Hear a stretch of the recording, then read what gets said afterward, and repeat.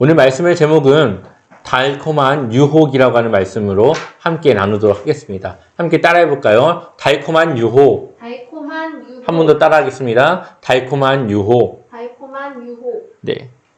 하나님이 이르시되 그가 나를 사랑한즉 내가 그를 건지리라. 그가 내 이름을 안즉 내가 그를 높이리라. 아멘. 시편 91편 14절의 말씀에 기록된 말씀입니다.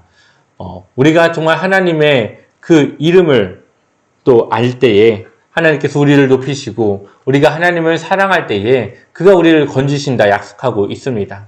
우리 매 순간 하나님을 신뢰하고 하나님을 사랑하며 하나님과 함께 해야 되는 이유는 바로 우리의 도움이 되시고 우리를 높이시는 분이 바로 하나님이시기 때문입니다. 우리가 그 하나님을 인정하고 하나님을 믿고 살아갈 때에 하나님께서 우리의 삶 가운데 부족함이 없는 삶을 함께 또 채워주시고 축복하여 주실 줄 믿습니다. 성경은 시험에 대해서 두 가지로 이야기를 합니다.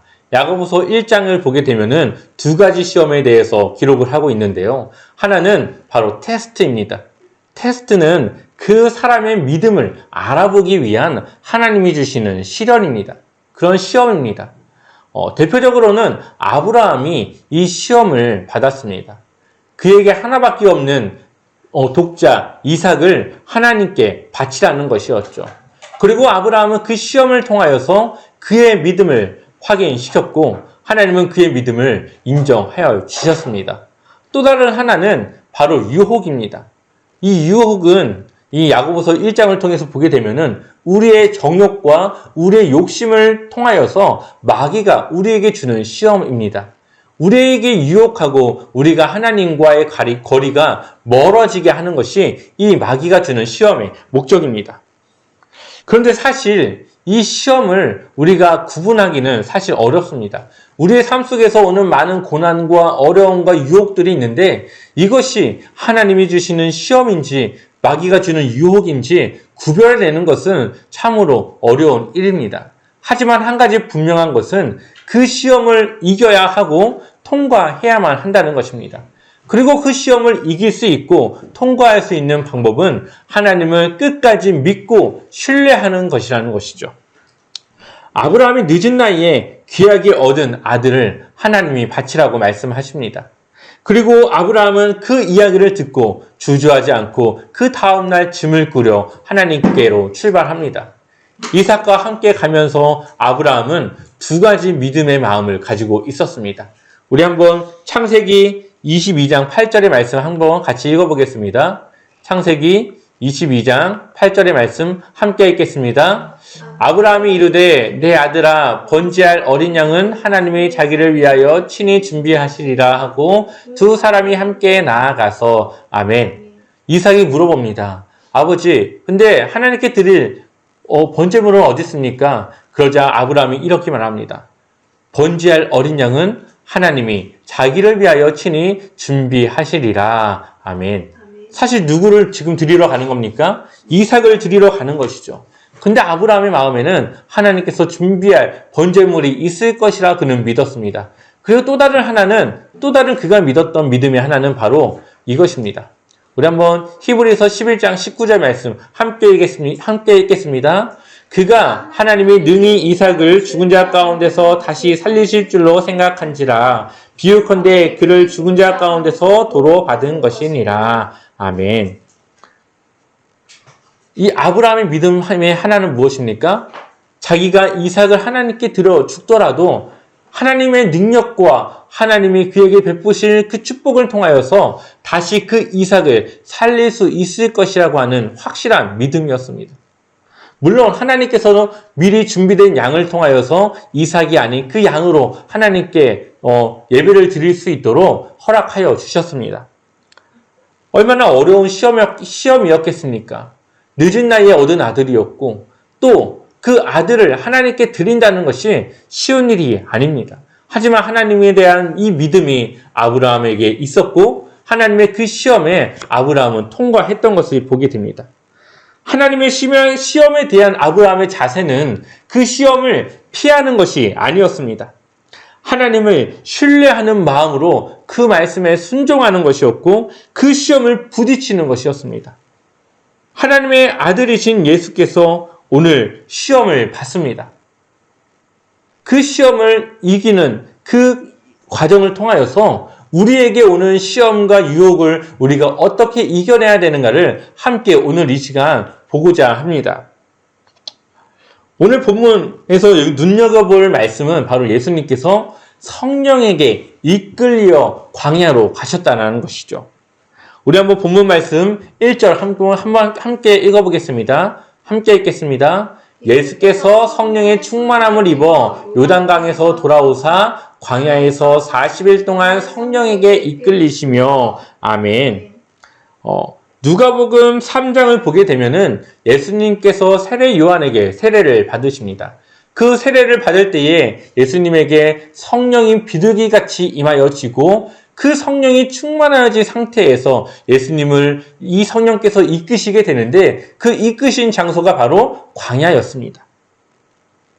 성령이 충만한 그때에 예수님을 광야로 이끄신 것이죠. 여러분, 광야는 어떤 곳이냐면은 바로 이런 곳입니다. 아주 메마른 곳이고 돌과 모래밖에 없는 장소입니다. 이러한 곳에서 먹을 것이 구하기가 얼마나 어려웠겠습니까? 그렇기 때문에 이 광야에서는 의지할 분이 오직 하나님 한 분밖에는 없습니다. 이스라엘이 가나안 땅을 들어가기 위해서 40년 동안 광야를 돌 때에 하나님께서 그들에게 만나와 메추라기로 먹이시는 은혜가 있었듯이 광야는 하나님의 보살핌이 없이는 살아갈 수 없는 아주 척박한 땅입니다. 이 척박한 땅으로 예수님께서 이 광야로 가신 것이죠. 그리고 누가복음 1절 마지막을 보게 되면은 40일 동안 이 성령께서 예수님을 이끄셨다 말씀하고 있습니다. 예수님이 성령님을 의지하셨고 성령님의 인도하심 따라서 그가 보호가 되었다는 것입니다. 예수님은 성령을 따라 광야로 가셨고 또 성령님의 이끄심을 따라 광야에서 생활하셨습니다. 그리고 이어서 2절을 보게 되면은 예수님은 마귀에게 시험을 당하십니다. 우리 한번 2절 말씀을 우리말 성경으로 함께 읽어보도록 하겠습니다. 함께 읽겠습니다. 그곳에서 40일 동안 마귀에게 시험을 당하셨습니다. 그동안 아무것도 드시지 않았기 때문에 그 기간이 끝나자 그분은 배가 고프셨습니다. 아멘. 예수님이 40일 동안 마귀에게 시험을 당하고 성령의 이끌림을 받는 동안에 아무것도 드시지 못했습니다. 얼마나 그 배가 고팠습니까? 그런데 그 몹시 배가 고픈 상황에서 마귀의 시험이 계속되었고 육체적으로도 지쳤지만 여러 가지 정신적으로도 지친 상태가 되었습니다. 여기서 말하는 배고픔은 단지 그냥 배고픈 것이 아니었고 이 생명과 직결된 문제라고 하는 것을 우리에게 이야기하고 있는 것입니다. 자, 이러한 긴박한 위험한 상황 속에서 마귀가 예수님께 시험합니다. 우리 한번 3절 말씀을 이어서 읽어볼까요? 3절 말씀 우리말 성경으로 읽어보겠습니다. 마귀가 이르되 내가 만일 하나님의 아들이거든 이 돌들에게 명하여 떡이 되게 하라. 마귀의 첫 번째 시험은 돌덩이를 명하여 떡이 되게 하라는 것이었습니다. 아멘. 마귀가 무엇을 이야기합니까? 너가 하나님의 아들이거든. 여기서는 하나님의 아들이거든이라고 이야기하고 있지만 너 하나님의 아들이잖아. 이렇게 지금 이야기하는 것과 동일합니다. 너 하나님의 아들이니까 너 배고픈 거 해결할 수 있잖아. 돌덩이를 명하여 떡이 되게 해. 그게 너의 능력이잖아. 그렇게 하면서 예수님을 유혹합니다. 마귀는 이미 예수님이 하나님의 아들이라는 것을 알고 있었습니다.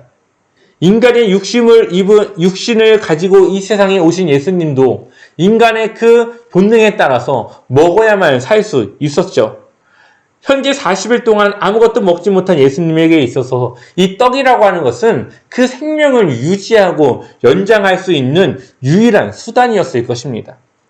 자신이 굶어 죽는다면 하나님께서 그에게 계획했던 모든 일들이 다 끝나버릴 수도 있는 그러한 상황이었습니다.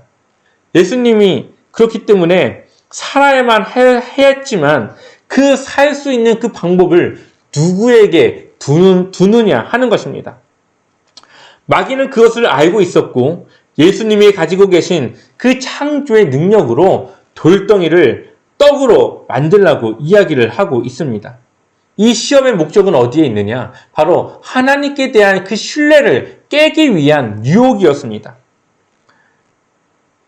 아무것도 의지할 것이 없는 이 광야에서 예수님은 하나님을 의지하였고 성령님의 인도하심을 따라 순종하여 40일 동안 지냈습니다.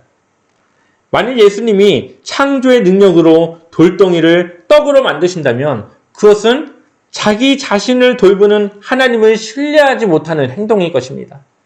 하나님이 나를 책임지지 않고 나를 살리지 못할 것이라고 생각하기 때문에 내 생명의 연장을 위해서 내 스스로 하나님의 그 능력을 발휘하는 것이죠. 하나님을 신뢰하지 못하는 행동으로 나오게 되는 것입니다. 마귀는 아주 교묘히 그리고 간사하게 예수님의 그 연약한 부분을 건드려서 예수님의 그러한 부족한 부분, 연약한 부분을 넘어뜨리려고 하고 있는 것입니다. 예수님의 마음을 흔들고 넘어뜨리기 위한 마귀의 유혹에 예수님은 말씀으로 그 시험을 이겨내십니다. 누가복음 4장 4절에 나와 있듯이 예수께서 대답하여 기록된 바 사람이 떡으로만 살 것이 아니라 하였느니라. 아멘. 예수님이 그 생명을 연장하기 위하여서 떡을 먹는 것이 아니라 하나님을 신뢰하는 그 신뢰함을 더 먼저 생각하고 있다는 것이죠. 사실 이 말씀은 신명기서 8장 3절 후반전에 나오는 말씀입니다. 한번 우리 다 같이 읽어볼까요? 함께 읽겠습니다. 사람이 떡으로만 사는 것이 아니요 여호와의 입에서 나오는 모든 말씀으로 사는 줄을 내가 알게 하려 하심이니라. 아멘. 사람이 떡으로만 사는 것이 아니요 떡으로 살아야 하지만 그것보다 더 중요한 것이 있는데 그것이 무엇이냐? 여호와의 입에서 나오는 모든 말씀으로 사는 줄을 내가 알게 하려 하심이니라. 아멘. 예수님은 이 말씀에 대해서 정확하게 알고 있었고 자신이 지금 현재 떡을 먹을 것을 먹지 못하지만 그것보다도 더 하나님을 신뢰하고 하나님의 말씀을 따라 이 삶을 살아가야 되는 것을 그가 더 중요시 생각했다는 것입니다. 여기서 말하는 떡은 우리에게 필요한 양식을 말합니다. 사람은 당연히 먹어야 살 수 있습니다. 그래서 우리에게 양식, 떡이 필요합니다. 그런데 성경은 떡보다 말씀이 더 중요하다고 말씀하고 있죠. 왜냐하면 이 세상의 모든 것이 하나님의 것이기 때문에 우리가 하나님을 의지하고 하나님을 신뢰하면 이 세상의 모든 것을 통하여서 우리의 부족함을 채우고 우리의 생명을 위한 모든 것을 채워주신다는 약속입니다. 세상은 지금 당장 힘든 일을 해결하고 그리고 나서 하나님을 믿어도 된다고 우리를 유혹합니다. 당장 우리 앞에 일이 급한데 하나님을 믿는 것이 좀 더 늦어도 되지 않겠냐. 이렇게 우리를 유혹하고 있죠. 하지만 성경은 우리에게 요구하고 있습니다. 우리의 믿음을 하나님께 보이면 하나님께서 우리의 삶을 책임져 주신다고 말입니다. 많은 청년들이 취업을 하고 나서 하나님과의 멀어지게 되는 경우들이 많이 있습니다. 그 이유를 보게 되면은 취업을 했고 그 취업한 그 회사에서 한 번씩 주일에도 출근하라고 하는 요구를 합니다. 또한 자신이 해야 될 그 업무가 주일까지도 이어지는 경우가 있습니다. 그래서 직장의 그 요구와 그 과중한 업무를 이겨내지 못하고 출근을 하게 됩니다. 처음에 교회를 빠지고 출근할 때에는 마음에 두려움이 있었고 그러면 되지 않는데 그렇게 하면 안 되는데라는 마음이 있었습니다. 그리고 그 마음에는 시간이 조금 더 지나고 내가 적응을 하게 되면은 교회를 갈 수 있는 상황이 오게 되겠지라는 마음을 갖게 되어지죠. 그렇게 한 주, 두 주, 한 달, 두 달이 지나갑니다. 그리고 그 마음에는 조금씩 그 생활에 적응이 되어지고 하나님을 예배하지 않아도 그 자신의 삶에 아무런 문제가 없음을 그가 깨닫게 됩니다. 그런 삶을 살아가다 보니까 이제는 믿음의 삶보다는 회사를 출근함으로써 세상에서 주는 그 안정적인 삶을 내가 추구하고 살아가게 되어지는 것이죠. 또한 그렇게 살아도 나에게 어려움이 없다는 것을 그가 알게 되자 하나님을 잊고 하나님을 의지하지 않고 살아가게 되는 것입니다. 근데 우리가 이 상황에서 한 가지 기억해야 될 것은 그것은 안정적인 삶이 아니라 더 이상 마귀가 그 사람을 유혹하지 않아도 하나님과 동행하지 않는 삶을 살아가고 있기 때문에 그의 삶을 힘들게 하지 않는다는 것이죠. 그래서 우리 믿는 그리스도인들에게는 믿음의 단호함이 필요합니다. 당장의 어려움보다도 하나님을 믿고 신뢰하고 그분을 예배하며 하나님의 말씀을 따라 순종할 수 있는 그 믿음의 단호함과 결단이 필요한 것이죠.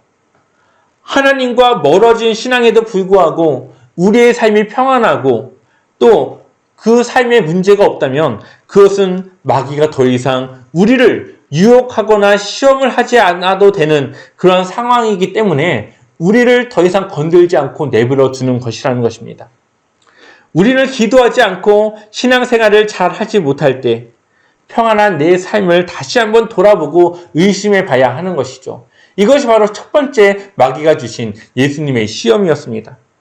또한 예수님께서 받으신 두 번째 시험은 마귀에게 절하면 천하 모든 만국의 그 권한을 예수님께 주겠다고 하는 유혹이었습니다. 우리 한번 마태복음 4장 5절과 6절의 말씀을 같이 읽어보겠습니다. 누가복음 4장 5절과 6절 말씀 함께 읽겠습니다. 마귀가 또 예수를 이끌고 올라가서 순식간에 천하만국을 보이며 이르되 이 모든 권위와 그 영광을 내가 내게 주리라. 이것은 내게 넘겨준 것이므로 내가 원하는 자에게 주노라. 아멘. 예수님이 이 세상에 오신 목적이 부귀와 또 명예와 또 이 온 세상을 다스리는 그 권한이라고 한다면 그것은 아주 달콤한 유혹이 되었을 것입니다. 하지만 예수님은 낮은 자로 섬기기로 하셨고 종으로 오셨기 때문에 그 자신이 해야 될 그 사명과 그 앞으로의 일에 대한 확신 가운데 이 마귀의 달콤한 유혹을 이 말씀을 통해서 이겨낼 수 있었다라는 것입니다. 예수님은 자신의 영광이 하나님께로부터 온다는 것을 믿었습니다. 또 자신이 해야 할 사명은 바로 고난받는 종으로서 자신이 십자가를 져야 한다는 것을 확신하고 있었죠. 죽음의 사명을 가진 예수님께서는 이 세상의 만국을 다스리는 것은 그렇게 달콤한 유혹으로 다가오지 않았습니다.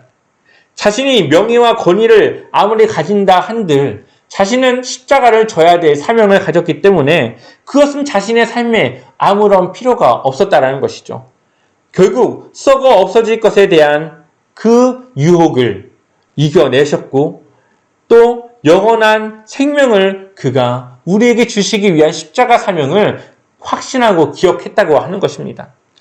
하나님을 믿었고 의지하고 그를 따랐다는 것이죠. 예수님이 받으신 두 번째 시험은 우리의 삶에 있어서 가장 달콤한 유혹으로 오는 것들입니다. 세상이 말하는 성공의 기준은 돈이죠.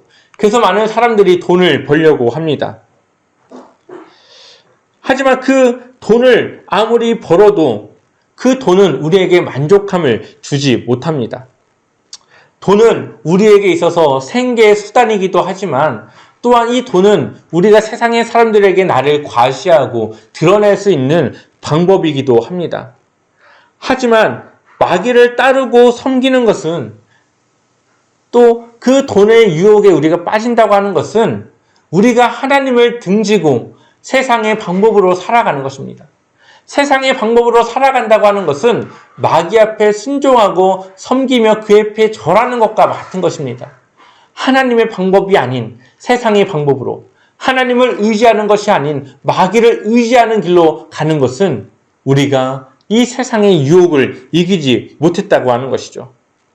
세상은 이 돈을 통하여서 우리가 행복을 얻을 수 있고 더 높은 자리로 올라갈 수 있다라고 믿게 만듭니다. 또한 잠깐의 만족과 잠깐의 행복은 있을지 모르겠지만 그것은 얼마 가지 못해서 또 다른 허탈함과 공허함을 동반하게 됩니다. 그리고 찾아온 그 공허함과 허탈함을 또 그것을 유지하고 그것을 채우기 위해서 또 세상의 다른 것을 찾아다니게 되어지죠. 그러다가 보면은 우리의 삶은 점점 멸망의 길, 결코 돌아올 수 없는 그러한 참담한 상황에 우리는 처하게 될 수밖에 없는 것입니다. 우리의 삶의 목적이 하나님의 기쁨에 초점이 맞춰져 있을 때에 또한 그리스도 안에서 기쁨을 누리고 살아갈 때에 마귀의 유혹이 우리에게 달콤한 유혹으로 다가오지 못하게 됩니다. 그렇기 때문에 우리는 늘 하나님의 말씀을 통해서 우리의 삶을 하나님을 위해 살아갈 것을 결단하며 또 하나님의 말씀을 통하여서 우리가 누구를 위해 살아가야 되는가를 다시 한번 체크하고 또 우리를 사랑하시는 하나님의 마음과 우리에게 주신 은혜를 기억하여서 또 주를 위해 살 것을 결단해야 하는 것입니다. 날마다 이러한 확신과 믿음이 여러 유혹들을 이겨낼 수 있는 힘이 되어지고 또 세상의 방법이 아닌 하나님의 방법으로 세상을 살아갈 수 있게 되어지는 것이죠. 이어서 세 번째 시험은 마귀가 하나님의 말씀을 인용해서 예수를 시험하고 있습니다. 누가복음 4장 9절에서 11절까지의 말씀, 세 절의 말씀을 같이 한번 읽어보겠습니다. 함께 읽겠습니다. 또 이끌고 예루살렘으로 가서 성전 꼭대기에 세우고 이르되 내가 만일 하나님의 아들이거든 여기서 뛰어내리라. 기록되었으되 하나님이 너를 위하여 그 사자들을 명하사 너를 지키게 하시리라 하였고 또한 그들이 손으로 너를 받들어 내 발이 돌에 부딪히지 않게 하시리라 하였느니라. 아멘. 마귀가 지금 무엇을 인용합니까? 하나님의 말씀을 인용해서 예수를 시험하고 있습니다. 마귀가 이렇게 말하고 있는 것입니다. 너 하나님의 아들이잖아. 시편에 기록되어 있다시피 하나님의 아들은 하나님께서 그 천사를 통하여서 받들고 인도하기 때문에 구하기 때문에 너가 이 성전에서 뛰어내려봐. 너가 정말 하나님의 아들이라면 너를 하나님께서 천사를 통하여서 너를 돌에 부딪히지 않도록 붙잡아 주실 거야. 마귀는 예수님이 하나님의 아들이라는 사실을 이용해서 예수님을 성전 꼭대기에서 뛰어내리게끔 유혹하고 있습니다. 자신에게 그가 하나님의 아들이라는 것을 증명해 보이라는 것이죠. 그가 죽지 않음으로 인하여서 그가 하나님의 아들이라는 것을 증명해 보이라는 것입니다. 하지만 예수님은 주 너의 하나님을 시험하지 말라라는 말씀을 통하여서 세 번째 이 시험까지도 이겨내십니다. 마지막 세 번째 시험은 우리가 자주 넘어지는 시험 중에 유혹 중에 하나입니다. 마귀는 예수님을 유혹할 때에 하나님의 아들이라면이라는 단서를 붙여 죽지 않아야 된다고 하는 잘못된 믿음관을 심어주고 있습니다. 이것을 우리 삶에 적용해 보게 되면은 마귀는 우리에게 이렇게 말합니다. 너가 하나님을 믿는 믿음이 있다면, 정말 너가 하나님을 믿고 있다면 너는 실패하지 말아야 하고 너는 넘어지지 말아야 하고 너가 지금 하고 있는 이 일이 절대 틀어져서는 안 돼. 이렇게 말하고 있는 것이죠. 마치 우리가 가지고 있는 이 믿음은 모든 일들을 다 잘 되게 해야 되는 그러한 수단이고 도구로 우리에게 이야기합니다. 하나님을 믿는 우리의 삶이 늘 잘 돼야 한다고 하는 것은 잘못된 믿음입니다. 물론 잘 돼야 하겠지만 때로는 그것이 잘 되지 않을 때도 있습니다. 그래서 로마서 8장 28절에서는 우리에게 이렇게 말합니다. 함께 읽어보겠습니다. 우리가 알거니와 하나님을 사랑하는 자, 곧 그의 뜻대로 부르심을 입은 자들에게는 모든 것이 합력하여 선을 이루느니라. 아멘. 자, 여기서 뭐라고 말합니까? 모든 것이 합력하여. 우리의 기쁨과 슬픔, 또 우리의 실패와 좌절, 모든 우리의 삶이 어우러져서 하나가 되어져서 선을 이룬다고 말하고 있습니다. 하나님께서 그 모든 일들을 통하여서 우리를 선한 길로 인도하신다라는 것이죠. 우리가 한 가지 명심해야 할 것은 예수님도 십자가에서 죽으셨다고 하는 것입니다. 예수님께서 십자가에 죽는 그 순간 하나님은 침묵하셨고 그를 돕지 않았습니다. 왜냐? 그것이 예수님의 사명이었기 때문이죠. 우리가 정말 예수님을 위해 또 하나님을 위해 살아갈 때에 우리의 삶 속에는 때로는 희생도 필요하고 헌신도 필요하고 좌절도 필요하고 실패도 필요한 것입니다. 우리의 믿음이 모든 것이 잘 되게끔 하는 것은 아닙니다. 그렇기 때문에 우리는 마귀의 이러한 유혹 가운데 우리의 믿음을 잘 붙들고 있어야 하는 것입니다. 또한 수많은 그리스도인들이 복음을 위해 순교했습니다. 이 복음을 전하다가 그들의 생명을 잃기도 했고 또 그 생명을 더욱더 힘든 상황 가운데 몰아가기도 했다고 하는 것을 기억해야 합니다. 하나님의 자녀이기 때문에 잘 살아야 하고 세상에서 성공해야 하고 늘 모든 일이 잘 돼야만 한다면 그것은 하나님의 축복이 아니라는 것이죠. 마귀는 하나님의 말씀을 자기 마음대로 해석하고 이야기하고 있습니다. 이 방법은 하와를 유혹할 때 썼던 방법과 동일한 방법입니다. 선악과를 먹으면 하나님과 같이 될 수 있다라고 하는 이 마귀의 유혹 가운데 하와는 그것을 제대로 대처하지 못했습니다. 마귀는 하나님과 될 수 있다고 하는 이 말로 이 말씀을 왜곡했고 하나님의 말씀을 왜곡했고 유혹했습니다. 하나님의 말씀에 대해서 확신이 없던 하와는 이 왜곡된 말씀에 대해서 의심하게 됐고 그것에 나중에는 동조하게 됐고 결국은 그 유혹을 이기지 못하고 선악과를 먹게 되어지죠. 하나님이 먹지 말라고 했던 그 말씀에 대한 확신이 없었고 그 말씀에 대한 정확한 이해가 없었기 때문에 이 유혹에 넘어갈 수밖에 없었다는 것입니다. 그래서 우리는 하나님의 말씀에 대해서 정확히 알아야 합니다. 그리고 하나님의 말씀을 정확하게 이해해야 합니다.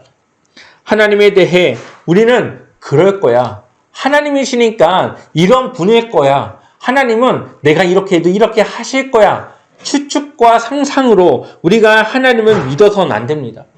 하나님의 말씀을 통하여서 정확하게 하나님이 어떠한 분이신지, 이러한 상황 가운데 또 이러한 비슷한 상황 가운데 하나님은 어떻게 행동하셨는지 우리는 하나님에 대해서 아주 정확하고 명확하게 알고 행동해야 한다는 것이죠.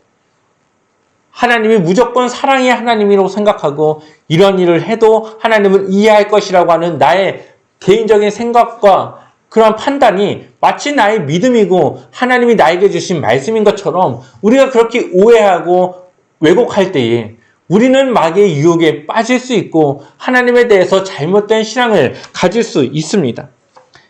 때로는 하나님의 자녀이기 때문에 우리는 희생하고 실패합니다. 외롭고 어려운 생활들을 경험하게 됩니다. 그 이유는 그러한 과정 속에서 하나님이 우리를 인도하시고 우리를 가르치시고 또 그러한 경험들을 통하여서 우리의 믿음을 키워나가기 때문이죠. 요셉이 또 다니엘, 모세, 욥, 기타 성경에서 나오는 많은 믿음의 사람들이 그러한 상황 속에서 하나님을 경험하고 하나님을 찾았고 하나님을 만났습니다. 예수님이 세 가지 마귀의 시험에 승리할 수 있었던 이유는 하나님께 대해 흔들리지 않는 믿음이 있었기 때문이었습니다. 마귀가 우리로 하여금 얻기 원하는 것은 하나님과의 관계가 깨어지는 것입니다. 우리가 갖고 있는 하나님에 대한 믿음이 흩어지는 것이고 깨어지는 것이고 그 신뢰가 무너지는 것입니다. 그래서 우리가 하나님을 의심하게 하고 하나님을 의심하도록 유혹하고 하나님이 아닌 다른 것을 의지하여서 우리의 삶을 해결하고 우리의 삶을 뭔가 좀 더 특별하게 만들어 가기를 원하는 마음을 우리에게 심어주고 있는 것이죠. 마귀는 하나님이 아니어도 다른 것들로도 충분히 우리의 삶을 채울 수 있고 해결할 수 있다고 우리에게 말하고 유혹하고 있습니다. 오늘 예수님이 받으신 시험에서 우리가 기억해야 할 것은 어떤 시험도 하나님께 대한 그 믿음과 신뢰를 잃지 않으셨다고 하는 것입니다. 그 이유는 예수님은 말씀에 대해서 정확하게 알고 계셨고 확신하셨기 때문입니다. 예수님의 사역을 시작하기 위해 받으신 시험이기도 하지만 이 시험은 우리에게 시험을 어떻게 이기고 해결할 수 있는가를 보여주는 사례이기도 합니다. 우리 삶 속에서 오는 다양한 유혹과 시험들을 우리가 모두 이겨내는 것은 쉽지 않습니다. 우리가 어떻게 그 모든 시험을 다 이겨낼 수 있겠습니까? 때로는 그 시험 가운데 우리는 넘어지기도 하고 때로는 혼자 힘으로 그것을 감당할 수가 없어 혼자 몇 날 며칠을 울며 그 시험 때문에 어려워하기도 합니다. 하지만 우리가 이 시험을 겪으면서 어려운 상황을 우리가 겪어나가면서 우리가 기억해야 될 것은 우리가 끝까지 하나님에 대한 믿음을 잃지 말아야 하며 또 하나님의 말씀을 통하여서 그 많은 시험과 유혹을 이겨내야만 한다는 것입니다. 우리가 주를 위해 살아갈 때에 하나님은 우리를 높이시고 우리를 책임져 주십니다. 누가복음 4장 13절 말씀을 한번 같이 읽어볼까요? 누가복음 4장 13절 말씀 함께 읽겠습니다. 마귀가 모든 시험을 다한 후에 얼마 동안 떠하니라. 아멘. 마귀가 예수님에 대한 모든 시험을 다한 후에 영원히 떠난 것이 아니라 얼마 동안 떠났다고 말하고 있습니다. 3번의 시험이 끝이 아니라 예수님이 사역을 하는 동안에도 끊임없이 예수님을 무너뜨리고 넘어뜨리려고 유혹했습니다. 대신 그 유혹의 그 도구가 바로 예수님을 만나는 사람들, 또 예수님의 때로는 제자들이 예수님을 유혹했고, 또 마귀는 그들을 통하여서 예수님을 무너뜨리려고 했습니다. 우리에게도 마찬가지입니다. 주변의 사람들을 통해서 또 나에게 닥쳐오는 어려운 환경을 통하여서 우리를 넘어뜨리려고 합니다. 평소에는 그냥 웃고 넘어갈 일들에 대해서 어쩔 때는 그것이 그렇게 되지 않을 때도 있습니다. 그것은 바로 마귀가 우리를 유혹하고 시험하려고 하기 때문이죠. 그래서 우리 제자와 삼교의 신앙 공동체가 건강해야 합니다. 우리 모두가 마귀의 유혹에 넘어가지 않는 공동체가 될 수 있기 위해서 우리는 서로를 위해서 기도해야 합니다. 나 혼자의 힘으로 이겨내는 것이 아니라 공동체가 함께 한 사람의 그 어려움을 놓고 기도하고 힘을 합치는 건강한 공동체로서 바로 세워져 나가야 하는 것이죠.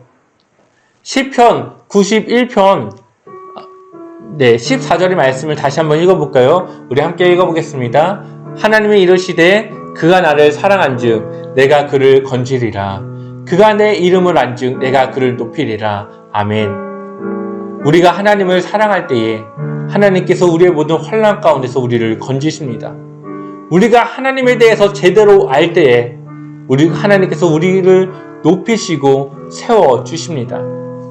여러분, 이 세상에 많은 힘든 어려움이 있지만 우리가 하나님을 향한 그 믿음을 잃지 말아야 합니다. 하나님의 말씀에 대해서 우리는 바로 알아야 합니다. 우리가 하나님을 사랑할 때에 우리를 건지시고 우리가 하나님을 알고 그의 뜻대로 행할 때에 우리를 높이십니다.